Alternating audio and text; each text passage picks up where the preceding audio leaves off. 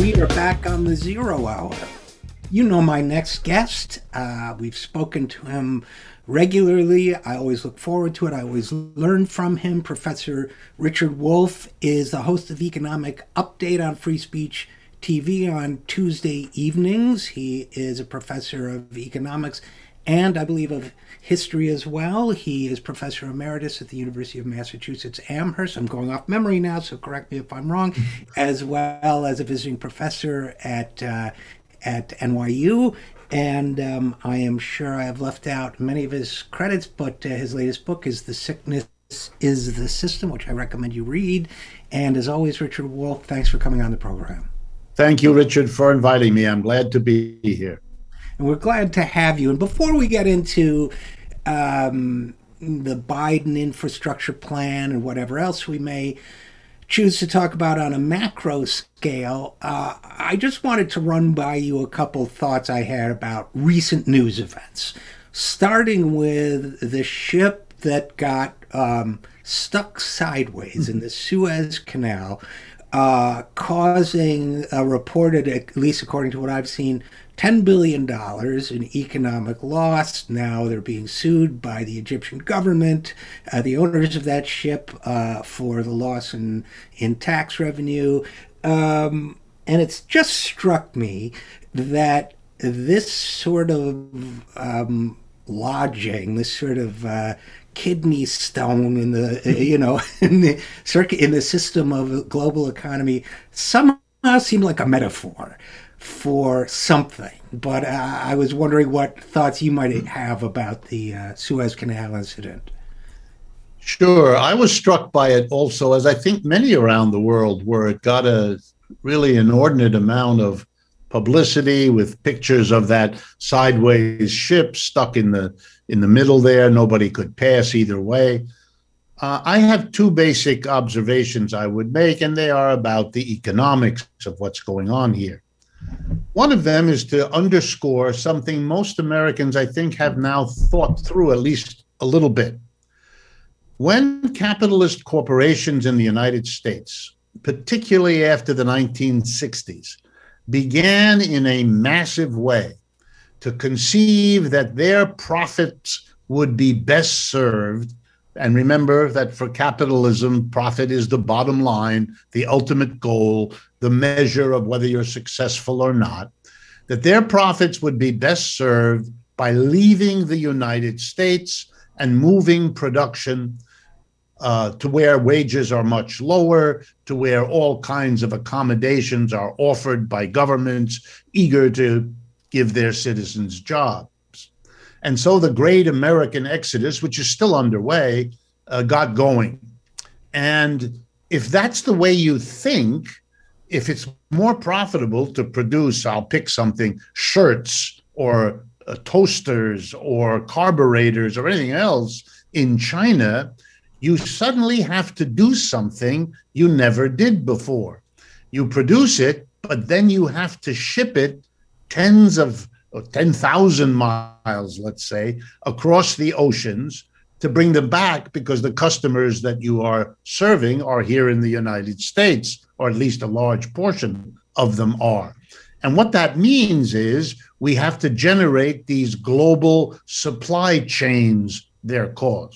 And of course, the longer such a supply chain is, say, running from Beijing, China to San Francisco or Chicago or New York, the more opportunities for all kinds of problems and troubles along the way.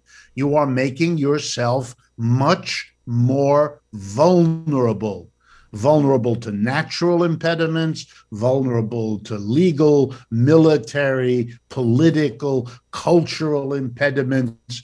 We haven't begun to discover all of the vulnerabilities that the profit decisions of corporations have now imposed on all of us. Because while the corporation made its decisions based on its own profits, the social effects of those decisions are borne by all of us who are excluded, all of us, from those decisions. We might have decided we'd rather not have the shirts produced in China, have them produced here, a few miles from where they're going to be consumed, because, for example, you don't then pollute the world's oceans, which we are now doing at record rate because the freighters moving this stuff back and forth dump their garbage, to be blunt, in the ocean as they travel. And we don't have the kind of breakdowns that event in the Suez Canal had, which is causing billions and billions of dollars. Now, the next point is related, but it's really a little bit different. If you have a long supply chain, and if the amount of goods you're moving has gone astronomically higher because of the private profit-driven decisions of corporations, well, then you have to spend the money to improve, to enlarge, to secure your pathways. And they don't want to do that. That would eat into their profits. So they didn't increase the size, the depth of the Suez Canal as they could have and should have. A ship turning sideways for 800 different reasons is not something nobody has ever thought about before. That's childish. Of course they did. But they didn't want to spend the time or the money to take the, and they don't want to do it anywhere, just like they don't want to clean up the ships that pollute the ocean, et cetera, et cetera. So what you have is a wonderful illustration that the decisions driven by the logic of profit-making capitalism have social effects, which these capitalists are not held accountable for, are not penalized for, are not charged the expenses of fixing it. I mean, this is a recipe for all kinds of disaster. And I'm not even going to go into all of the other things that your imagination can now run. If a ship being badly steered or whatever it is that happened, I don't know what caused that ship to do that, but obviously it can happen, and therefore it can happen again. What steps are being taken? I hear all about who's going to sue who to recover the costs, but I don't hear much about the steps to be taken to deal with this. And again, there are other narrow passages. There are other political disputes that could interfere in all of this. By the way, one of the reasons you haven't seen the United States take major military action against Iran is because one of the things that would immediately happen is that Iran would plug up the Suez Canal and those passages. That would be a logical defensive move that they would make. And the cost of that to the West, including the United States, well, you got a foretaste of that with that ship having that error in its navigation. You know, Richard Wolff, I used to work, as you may recall, and I'm trying to atone for it, but I used to work in the insurance industry, and the annual risk management conferences, even in the 80s and 90s, they would always have a library set up of books you can buy. A lot of smart people have thought about a lot of the bad things that can happen. Right. So I just wanted to emphasize your point that this is not, I mean, in the 90s, I used to see books about how climate change was going to be disastrous. And this was from the business sector. But then you get to the C-suite or whatever, and they say, well, we don't care. And, you know, young guys like I was would go in and say, hey, you know, this should worry you. You know, somebody, the top of this toy could break off, kids could jump. The answer was always, basically, we don't care. Well, thanks for letting us know, you know, okay, you're dismissed. And to me, what we've seen since then is just an amplification of the concept of privatized benefits and socialized risk for big corporations. If they do F up, pardon my language, royally, as they did in not preparing for the clear possibility of a pandemic, which people have been talking about for many years, right. Or Boeing with its multiple failures. I mean, we can go down the list of corporations, then the public, the government will step in and rescue them. So I wonder to what extent the Suez Canal is just another example of things got tough enough for these carriers and other people affected. They just assume that the public will be there to rescue them in some way. Absolutely. Look at the COVID situation. We have all these laboratories, all these scientists. We've just seen that if they go to work in a concerted way, they can come up with a vaccine. But they didn't do that immediately. They had to be given big subsidies by the government. They had to be given big advance contracts where the government commits to buy millions of doses at a very profitable price on top of the subsidies. In other words, the pharmaceutical industry, which does not want this to be said, but it's real clear, basically the pharmaceutical industry was holding us hostage. You want us to produce a vaccine? You give us enough money to make it worth our while and to remove all risk. Now, just between you and me and most Americans, we don't want our public health to be held hostage to the profits of literally half a dozen companies and their boards of directors who sit there, usually in more or less coordinated ways, basically saying, you must socialize the risk, take it off our shoulders, and you must give us a fat subsidy. Then we will do what our professed religious and moral and patriotic faith would have suggested we would have wanted to do with or without subsidy. But I do have to challenge you on one aspect of what you've just described, Professor Wolff, which is if you give us money to develop something at no cost to ourselves, we will then do what our faith and moral values we claim to adhere to do, but we'll charge you a lot of money for it. And if you don't have the money, you're going to die, and that's not our problem. Right. Am I right? I mean, look, the statistics in the world, history will look back on this period and shake its head in disbelief. We have millions and millions of doses here. We are racing to vaccinate all Americans at a time when half the countries of Africa haven't vaccinated a single person. I mean, I don't know what Christian morals exactly means, but I'm sure it doesn't include such a condition being pursued. I mean, what is going on? Maybe those African nations don't have the money or didn't make the decision to kick in the subsidies and to make the early offers and the guaranteed purchases. But then again, our public health is being held hostage.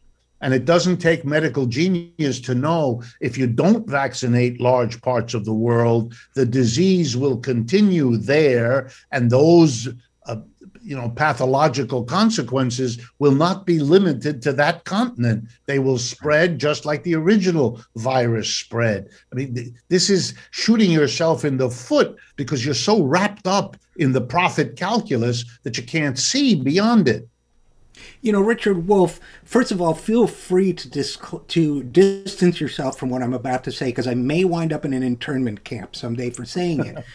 But if I were, and I'm a peaceful, you and I are peaceful people, but if I were a militant revolutionary in certain parts of the world, and I observed these two phenomena, these thin supply lines, stretched supply lines, and the brutality of denying these vaccines to large parts of the world, it might occur to me that there is an opportunity there to hold the world's supply lines hostage in some way in order to demand more justice when it comes to the distribution of the vaccine. I'm not sure I should have said that out loud, but it did occur to me as we were talking, so I felt obligated to mention it.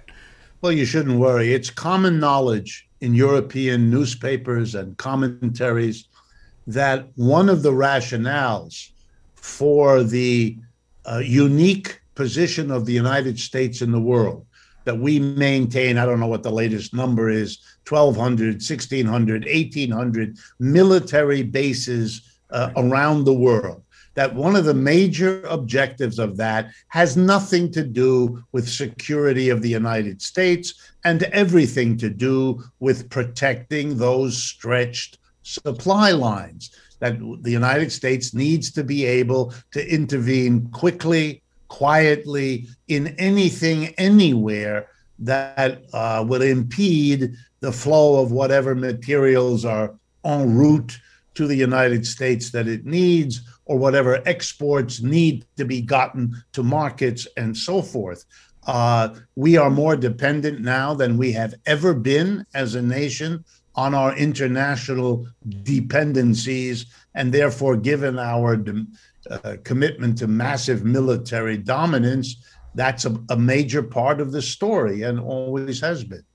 Well, I'm reassured, I guess, but I would also say that it seems to me that the people of Utica, New York, where I grew up, who have lost all their manufacturing jobs, can reflect on the fact, and of course all across the country, can reflect on the fact that not only have they lost these jobs to globalization, they're paying for the privilege by supporting this vast military infrastructure to protect the corporations that have sent their jobs overseas. If I could just add one more thing, sure, while we're on this topic. The rationale corporations and their spokesmen and women give is the argument, well, if we can go to China and pay workers there a small fraction of what we were paying American workers, gee, that will make it cheaper to produce goods and we can bring them here at a much lower price. I love this argument because it is, I'm going to have to say the word bluntly, it's stupid. The reason corporations go to China is not to bring back cheaper goods. The reason they go to China is to make more profit. Any honest one of them will tell you that.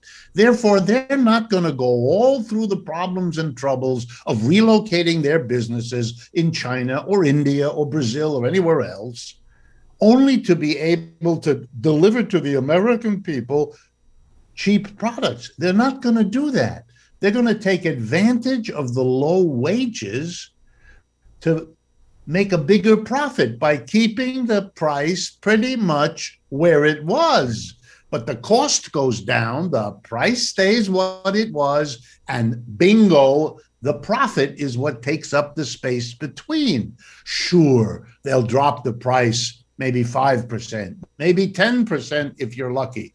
But their labor costs dropped 60% or 70%, and that's the way they want it. So this notion that if they paid lower wages, well, then they could bring us cheaper goods. Yeah, they could, but that's not why they're going there. That's not why they invested the money. That's not why they're taking the risk of being in a foreign country, of having those extended supply lines. They did all that because they want to make more profit. And to do that, they can't bring the price down anywhere near the glowing images they use to justify what they did. And if I may add, Richard Wolff, one dimension to that, one of my moral flaws is that I possess this device I'm holding in my hand, which is an iPhone, which is not only a case study in what you're describing, but clearly Apple moved its production to China so that it could, and so many companies moved their production overseas, not just to pay less in labor costs, but to get around the already inadequate safety protections and labor protections we have for workers here, right? I mean, there were cases of workers burning to death manufacturing iPhones under a push from Steve Jobs himself because he wanted the new phones out and he wanted the glass to look a certain way, and Foxconn, or wherever there were fires. And it seems to me that maximizing the inhumanity toward employees is also another part of this profit-taking process, right? Absolutely. And I think it would be very reasonable to talk in a better world about the international obligation not to allow what I noticed Janet Yellen was able to say, a race to the bottom. And it's not just a race to the bottom in terms of the corporate tax, which is what she was talking about. It's a race to the bottom as corporations literally blackmail countries. If you don't let me pay lower wages one way or another, if you don't let me get out of these regulations or those regulations, well, then I'm leaving to go to a country where I can do those things. And then the American state or federal government collapses in the face of that, knowing that what's even worse than those horrible working conditions and lousy pay is no job at all. So that the real demand of the corporate sector confronting us as a nation is basically that they're saying, here's your choice, bad jobs or no jobs. You choose.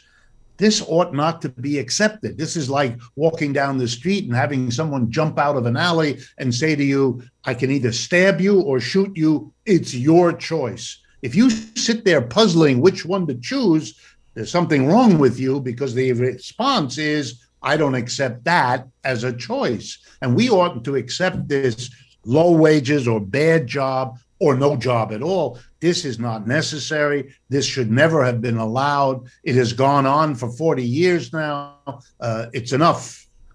You probably remember Jack Benny's line when he says somebody stood up in front of him in an alley and said, your money or your life. And he said, I'm thinking.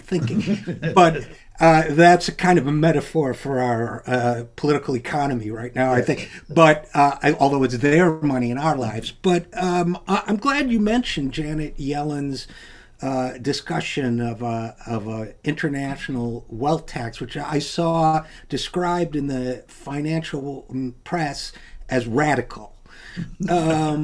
Yes. And my first reaction when I saw that word radical was, first of all, a word, I know you studied with Janet Yellen and so on. I do not associate the word radical automatically with Janet Yellen. No.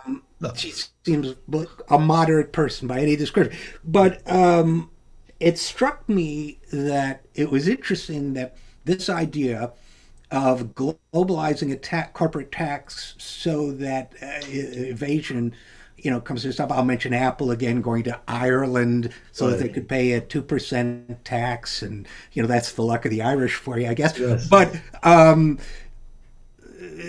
idea that this is radical, but that somehow globalizing profit and globalizing corporations and making corporations multinational entities is not radical, does not get described as radical, and that what that leads me to, and I want to ask you about, is I know Yanis Varoufakis and others have tried, but since we have global financial elites and power, how do we? I mean, I thought Yellen's proposal was quite reasonable, but what can we do to strategically, as movements as well as citizens of governments, push back and create a quote unquote radical, more pro-worker strategy or regime or whatever you want to call it?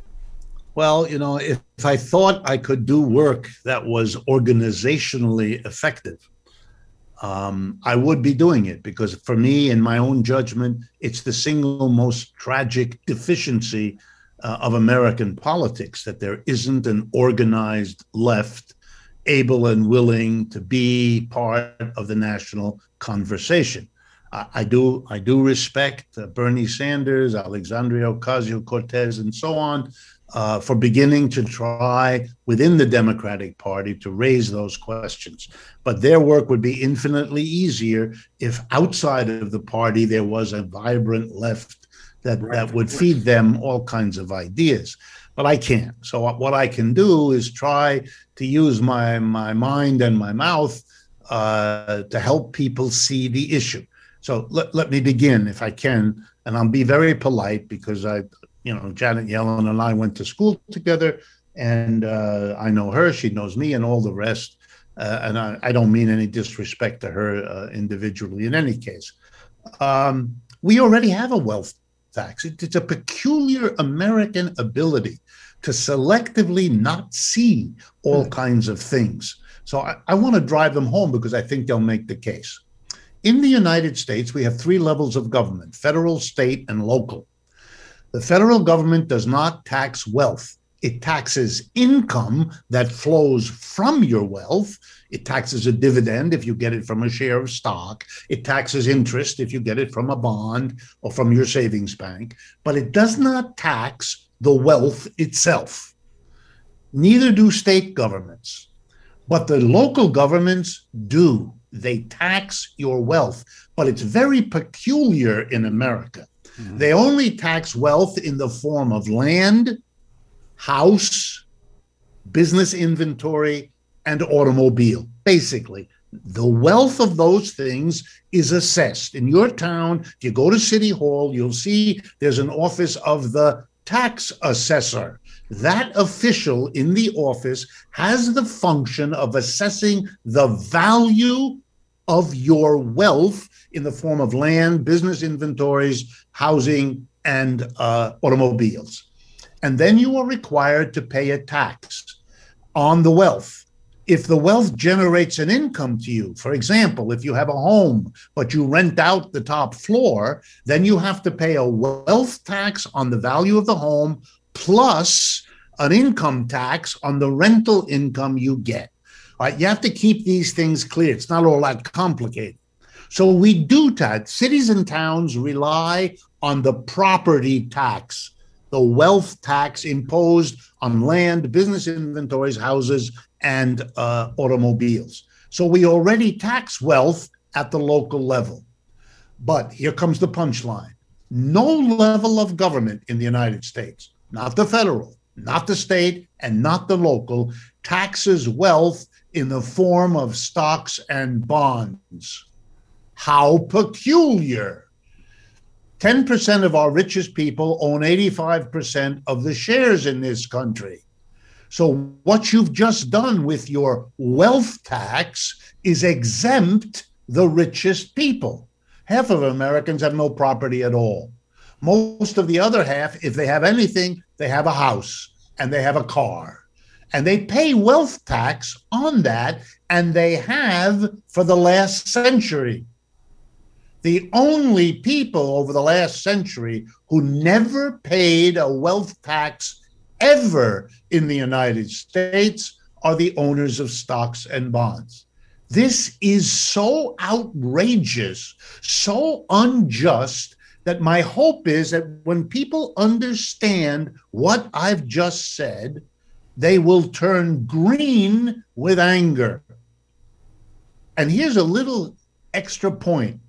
If you subjected the wealth held in the form of stocks and bonds to the same average rate of annual taxation that is now applied across the United States to wealth in the form of homes, land, business inventories, and automobiles, you would raise more money than it costs to pay for the entire infrastructure program Mr. Biden has proposed. You wouldn't have to take the country into greater debt or deficits. You wouldn't have to do anything else, just that. And those people have escaped taxes for a century. That's part of the reason they are the richest 10% who own 85% of the shares. There's no excuse for this. There's no justification, nothing. The same information people have to provide to the government now to when they pay their income tax on the dividends they get from stocks, on the interest payments they get, that same information allows the government to see whether they've paid their property tax the minute such a property tax is leveled on them. Here's the saddest thing.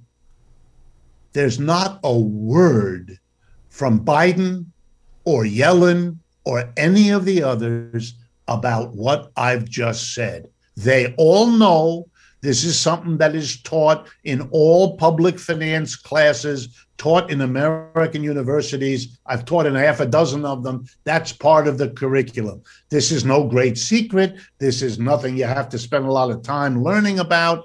Everybody who studies this material knows it, but there's no political courage to come forward and say, here's the biggest, fattest loophole imaginable, and it ought to be plugged, and the amount of money that would be raised. Instead of that, we get commentators who think that her idea, Yellen's I'm talking about, right? And even if it weren't Yellen, if you went to Elizabeth Warren, who also has a proposal to tax wealth. Her proposal is 2%. Let me assure you, that's way less than the percentage applied to land, homes, business inventories, and automobiles every year. And it's 2%, sorry to interrupt, but it's 2% above $50 million. That's right. Mistaken. The first 50 million of your wealth So you, Richard, and I can breathe easily now because God, yeah. the first 50 million of ours won't be touched. It's only 2% above it. I mean, the idea that this is radical is a way for the people who don't want to pay anything and who haven't paid anything on their property. This is a way for them to lessen the chances that finally maybe the tax on stocks and bonds will actually be implemented. To make it very clear, this has helped students. If you have a $100,000 house, you pay taxes every year, probably in the range of 6 to 8% per year. If you sell your $100,000 house and you buy $100,000 worth of stocks and bonds, your tax for that period of time that you own the stocks and bonds is zero. The community in which you live will not tax a nickel from you. Well, who can afford to sell their house if they have one and buy stocks and bonds? Only the richest amongst us. It's beyond words that I have to even say such a thing. But to have some pundit tell us it's a radical to tax wealth in the form of stocks and bonds, it's extraordinary. It's a comment on both the low economic literacy rate in this country and the political ideological tilt that makes it possible for a comment about radical not to get the laughter of ridicule that it deserves.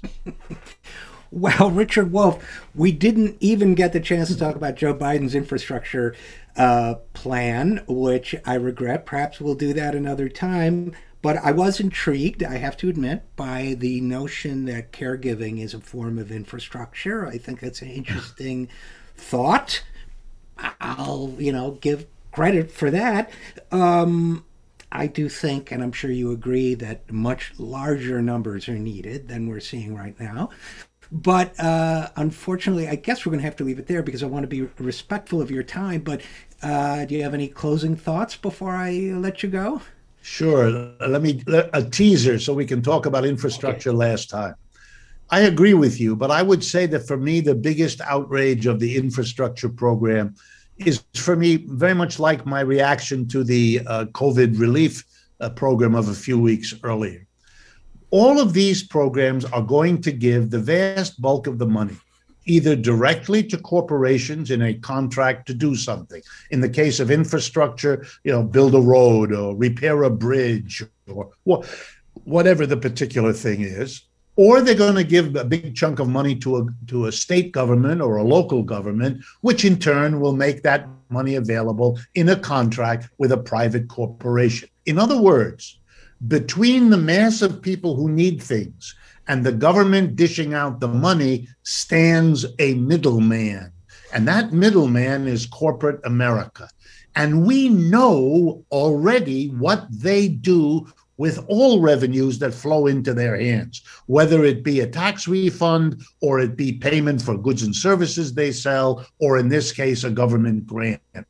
It will go to fatten the dividends they deliver to their shareholders, because that's good business.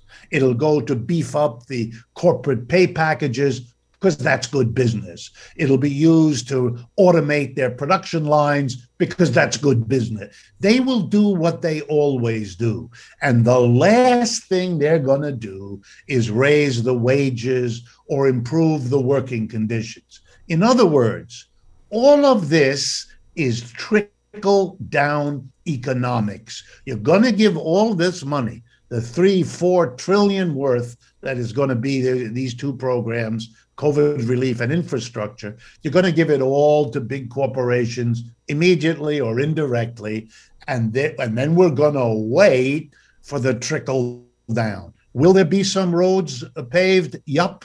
Will there be some bridges reinforced? No doubt. And we'll all tell each other, gee, that's better than nothing. And that's exactly what it's better than. It's better than nothing, but it isn't a lot better. And you know how I know? Because for the last 70 years, since World War II, the United States has given foreign aid to countless countries. And the idea was to improve their schools and their hospitals and their roads and their infrastructure. And guess what? A little bit of infrastructure was built and a little bit of schooling was improved. But most of the money went to the politicians who got the foreign aid, to their cronies in the businesses of those countries, and it very rarely trickled down, and not much did. There's one country in the world which for the last 70 years got no foreign aid, the People's Republic of China. And the result of the 70 years of foreign aid to the countries who got it was very little development. And the development in the People's Republic of China was the greatest and the fastest because they didn't operate with a trickle-down logic. They never got the foreign aid, but they proved that if you make the dramatic changes internally, you don't need it. We could learn that also if we took steps to really help the 20 million people without work now to build the infrastructure. Even steps in that direction were made in the 1930s with the WPA and the Civilian Conservation Corps. We could learn from that. Instead, we're not. We're doing trickle-down economics by a president who wants us to believe he's like FDR. That's a quote. He's not just tinkering around the edges. That's a quote from Mr. Biden as well. The reality is he's not like Mr. FDR, and he is just tinkering. All right. Well, on that note, and as a preview, it was a pretty thorough one, so I appreciate that. So Richard Wolff, economist, host of Economic Update. As always, a great pleasure talking to you, and as always, thanks for coming on the program. My pleasure, and let's talk about infrastructure next time. Let's do it. All right. Bye-bye. Bye-bye. We'll be right back after this. I'm Richard RJ Eskow, and this is The Zero Hour.